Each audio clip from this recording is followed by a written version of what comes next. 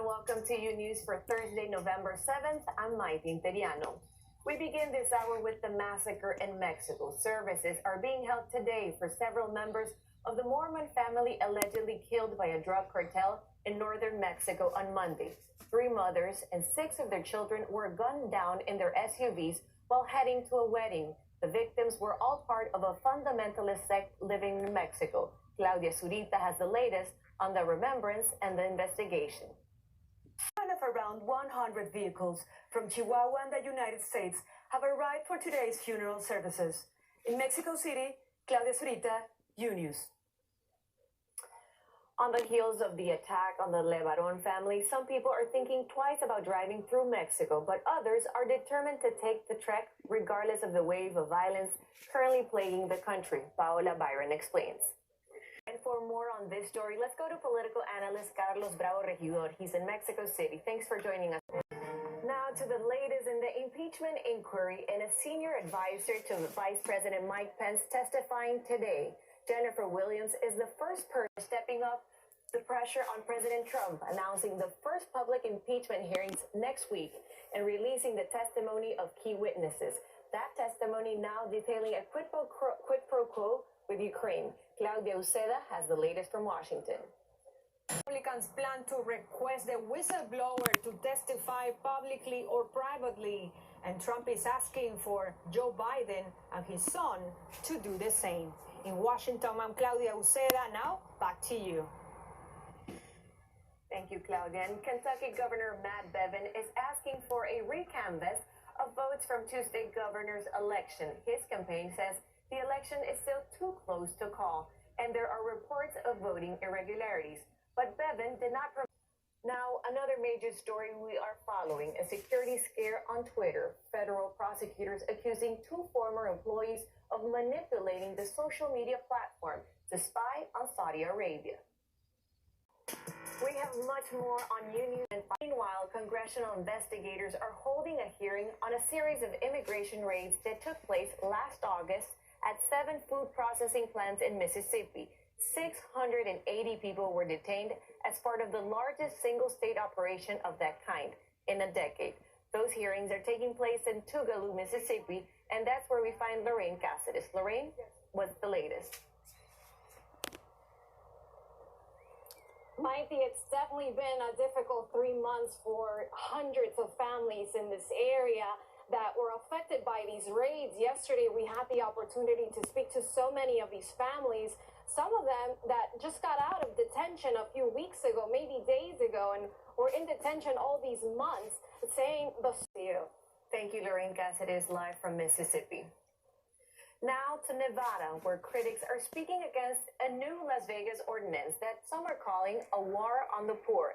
The new ordinance making it a crime in certain situations for homeless people to camp out or sleep on the streets. Grecia Lastra explains. And who could forget the image of a hunched-over 89-year-old man from Chicago pushing an ice cream cart to make ends meet? About 3 years ago, people across the world opened their hearts and wallets to help this man in a very big way. Now, that man has passed away, and Gianni Aponte reminds us of his story and the legacy he leaves behind. It could be a major development in the search for missing Alabama teenager Anaya Blanchard. Police are releasing surveillance images of what they call person of interest. This as Natalie Holloway's mother joins the search to find the missing college student. Angie Sandoval reports.